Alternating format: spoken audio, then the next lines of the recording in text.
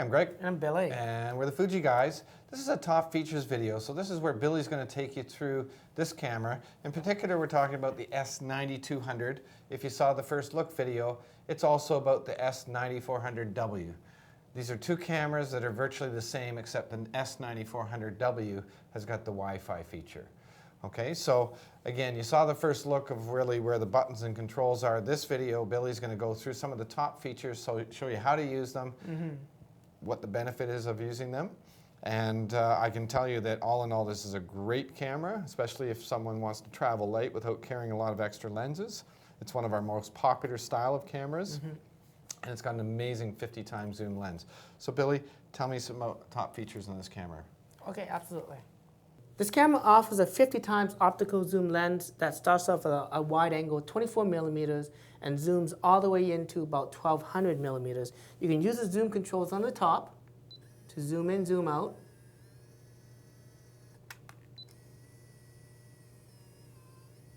You can also use the side lever to zoom in, zoom out as well.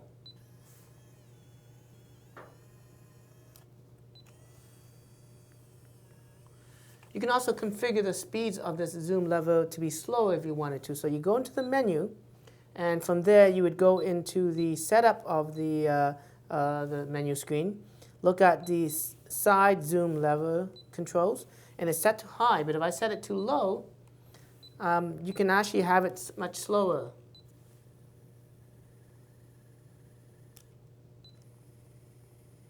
While the top one still maintains a very fast zoom control. So, if you're doing videos, you may want to have this slower so that you can have a much more smoother zoom when you get in and out of the subject. So that's kind of nice to have. In addition to that, and in addition to the 50 times zoom, you also have a macro feature that can get you very close-up shots up to 1 centimeter away. So if you wanted to take a close-up shot maybe of your thumb there, you can set it up to get a nice close-up shot, and it's very, very detailed, as you can see. When I zoom back at the image and I use the zoom controls to zoom in, you can see how detailed that super macro mode is. And of course, this is telling me I need to use some cream for my fingers, otherwise I'm drying up like a prune here. Okay, so that's kind of cool to see. In addition to the zoom, and if you want to extend the zoom a little bit more, so the opposite of the 50 times zoom, you can actually go down to the setup menu and you can enable the intelligent digital zoom. And this is going to actually increase the zoom to about 100 times instead of 50 times. As you can see here, as I zoom in, okay, so that is the 50 times optical zoom. And then if I zoom in further, I'm into the blue, which is telling me it's super intelligent zoom. It is somewhat like digital zoom, except for that when it actually zooms the picture in, whether it's cropping it, it's actually going to look at the edges of the image and sharpen it up. And if it notices any noise, it's also going to clean that up. So again, it's going to be a step ahead of just digital zoom. It does offer a little bit more in addition. If you ever wanted to get just that much closer and you didn't want to use your computer to, of course, edit the picture to make it a nice closer crop, you can do that within the camera through the intelligent digital zoom feature. This camera offers two ways to compose your shot. You obviously have a nice 3-inch LCD screen here that's about 460K in resolution.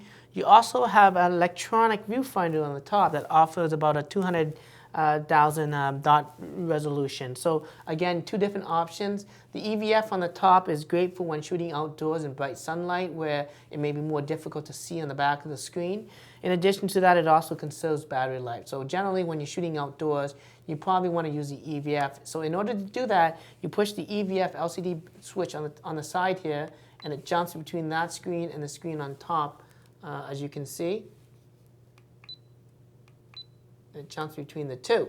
Okay. Now, when whether you're using the EVF or the LCD, you can toggle the display back button to change the different options, from having no information on the screen by pushing the display back button to having sort of a grid line display. This is the rule of thirds, as you can see here, where you want to have your subjects in one of these corner points right there to emphasize a better composition to the photo. You can turn it on or off if you don't want. Again, you can go through an HD framing option. So again, this is, it gives you these 16:9 ratio framing guidelines.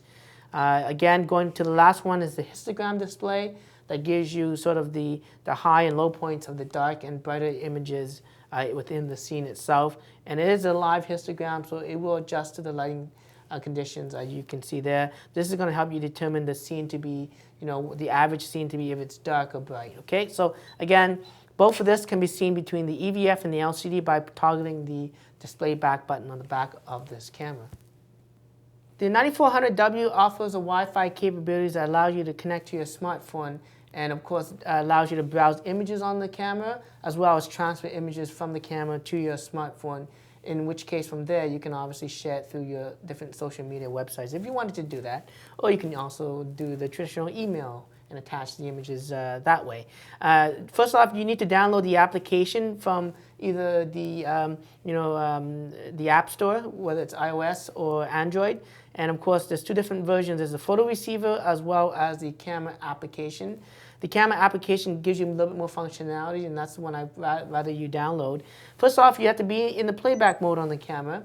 You would then want to turn on the Wi-Fi transfer and engage that. From there, you can open up the camera app and then click on different options like receiving, browsing, or geotagging. I'm going to click on receiving. It should look for the device. First, it should connect to the camera's Wi-Fi hotspot that it does create. If you do this for the very first time, you may want to go into the settings menu on your camera, the Wi-Fi settings, to ensure that it's selecting this camera, right? If you're at home and it's already connected to your home network, it's not going to auto switch to the camera, so you have to manually do that via the settings, the Wi-Fi settings on your device. Here, as you can see, these are the images that are captured on the camera. I'm going to select, let's select a couple of images here, and I'm going to import them onto my phone. As you can see, it's very quick in terms of Wi-Fi transfer, just like that. It really was able to transfer images, and there you go. Now, if I look at my images on my smartphone through my camera roll here, I obviously have an iOS device, you can see that those images that were saved are now on my smartphone, as you can see. So that's a nice feature with this camera. Now, if you're outside and you want to take a single photo, you can just push the shutter button like that. It takes one shot. If it's an action shot, it's a little bit harder to do, of course, right? Because the shutter time between shots is a little bit slower, although it's not that bad. If you want to increase that, you can enable the high-speed continuous shooting via the button here. And you push that button, it brings up the menu, and you can choose from various different high-speed options. There's even a super high-speed mode, which I'll show you in a second. But in the high-speed mode, it gives you full resolution. And if I wanted to take a snapshot of the action, let's see if I can do that now. As you can see there, it fired a bunch of shots, and it's going to store that in the memory card, and it's going to really take the guesswork out of capturing that. So again, let's take a look at how that image looks. This is at, of course, full resolution. And looking at the image here, I'm going to push down, and it's going to say it saved 10 shots for me instantly, and you can see these were the 10 shots that were taken. And I just held the button down just to see that quick motion. Now, going back to the shooting mode and turning back on the high-speed mode, I can choose this, what's called a super high-speed mode. And there's two different versions here, but in this mode, it's going to fire, I think, up to 70 shots in just 1 second. So let's take a look at that. I know it's such a short time there. It looked like it only took 3 shots. But when we actually look back at this image, of course, you can see a lot more pictures being taken. So I pushed down. It took 60 shots, actually. And you see the subject moving in. As you can see, I'm going to hold it down. And that's basically the high-speed mode. But, of course, it's going to record that at a lower resolution in order to capture that speed. So these are the various options that you can shoot for looking at action shots that you want to capture with this camera. This camera offers 10 advanced filter effects as well as 6 filter effects for video, and that's a nice new feature. In order to use that, you turn the dial on the top of the camera to the advanced mode. From there, you can push the menu OK button to bring up the various advanced filter options. You got toy camera that gives you sort of a vignetting, retro-looking effect. You got miniature effects. You got pop color, high key, which brightens the image, low key that darkens the image. You got a dynamic tone that gives it a more dramatic look, especially good for shooting, outdoors where there's a lot of sky and clouds to give that dramatic look. You got a fisheye effect, as you can see right there. It's kind of cool to do. And in the fisheye effect, as you can see here, you see a live view of this. And this is the great thing about this feature, that you know exactly what's going to be captured, and you can snap that. But in addition to that, you can also do videos that offer that same functionality as well. So again, that's the fisheye effect. But let's see if I can do a recording for you. And again, in the recording mode, I can have that cool fisheye effects too. So again, if you're doing some skateboarding videos or any kind of cool videos that you like, that fisheye would make it look good, you can do that. Again, just playing back the video for you here, you can see the fisheye effect is nice and cool. Okay, of course, through that, going back into the menu in the advanced mode here through the filters, there's things like soft focus, there's a cross screen effect, and there's also partial colors that isolate one color from the background. So let's take a look at this camera that's actually blue in front of me. And as you can see there, when I select it, that appears in blue, everything else is in monochrome black and white. So if I take the snapshot, the only thing that shows up in color would be that camera because it's in blue, and I isolated that. And this is a great feature whether you're taking the kids to a strawberry field or a pumpkin field and you want to isolate one color, you could. If I zoom in on that picture again, as you can see, the blue comes out on this camera, but everything else on the side and the background becomes just black and white. So again, really cool effects that you can do with photos as well as videos on this camera. The camera offers a full HD video at 60 frames a second. To record a video, you push the record button, and it actually starts the video. It doesn't matter what mode you're in. And during the video record, you can actually take photos during the video. So I can push the shutter button and take snapshots. I can also zoom in. Again, I can take snapshots of the picture. And to stop the recording, I can push the recording button here, and it stops. And it's going to save both the videos and the photos that I've taken during the video. Now, the great thing about this feature is that when you look back at the images, as you can see here, they're great, but the video itself is uninterrupted, even though I took photos during that. And that's a nice feature to have. As a video, you know it has a film strip on the side to indicate that. You push it down to play. You got left and right stereo microphones. And you got a nice speaker in the bottom there. And it has some really good auto recording here. So that's just a quick look at the videos. Now it does record at 60 frames a second at full HD. But if you go into the menu and you go into the movie mode, there's several things that you can change. You can change it from full HD video to 720p to even these high-speed shooting modes up to 480 frames a second.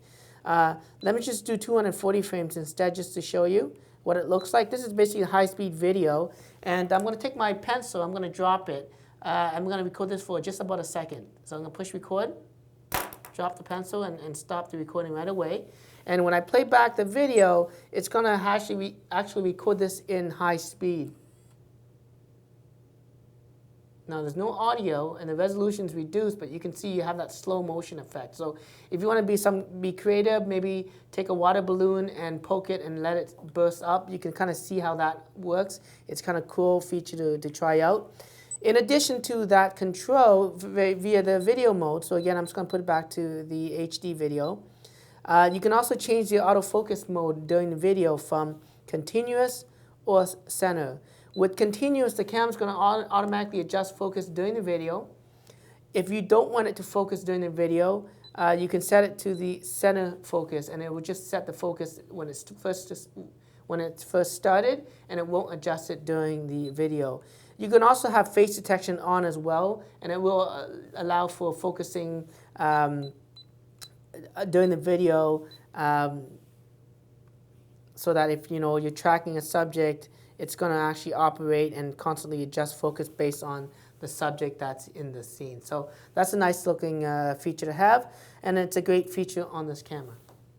In addition to several shooting modes, including the ability to control aperture and shutter speeds, there are other shooting modes that are available through the advanced dial. Of course, you got your advanced filter effects, but if you go through that, you have access to things like the Pro Low Light mode that allows you to take several shots in 1 second, I guess. It merges the file together, and it creates a nicer looking image with less noise by examining 3 to 4 shots of the same scene and determining what areas of noise and what's not noise, merging it together to create a nice, cleaner looking image than if you were to shoot it at higher ISO. So that's a nice thing to look at.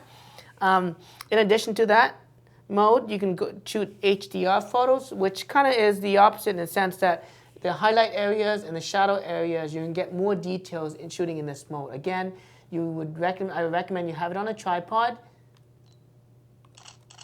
that takes 2 to 3 shots and really merges it together to give you increased dynamic range in the photo so that your skies are not washed out and your shadow area still has detail. Okay?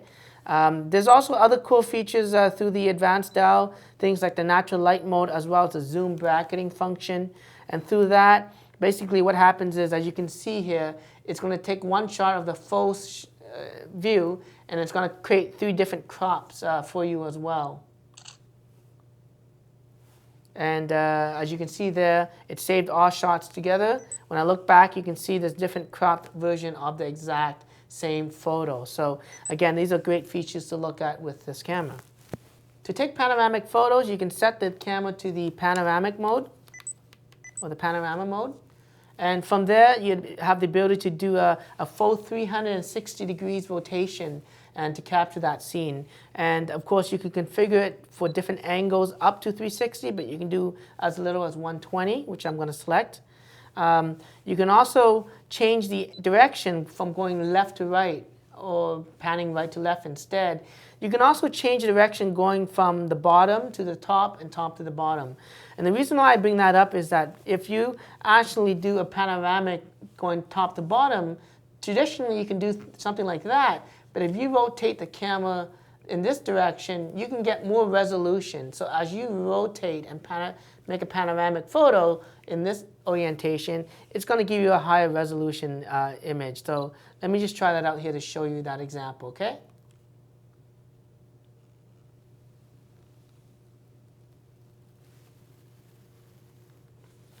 There you go, and the image gets processed automatically, and as you can see, it shows up. I get higher resolution than if I did the standard panoramic mode, which is just going from left to right. So again, let me try that again, just to give you an example of how that looks.